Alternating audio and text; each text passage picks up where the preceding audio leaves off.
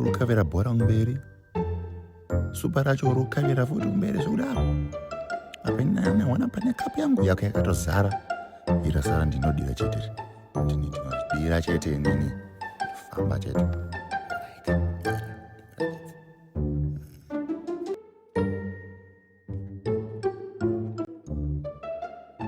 Supa rakuma 10 minutes. Pamkomori kuya. Poti plaza wafuta. Depa pano. Azizi ali mukuru wa supa kuno. Kuno kunde kwe supa. Azizi ali mukuru wa supa. Supa sabu baba. Imwe. Supa. Kunora pano. Ndakuigira imwe. Rauya ni imwe supa. Tifadaye. Rauya Doro. Rauya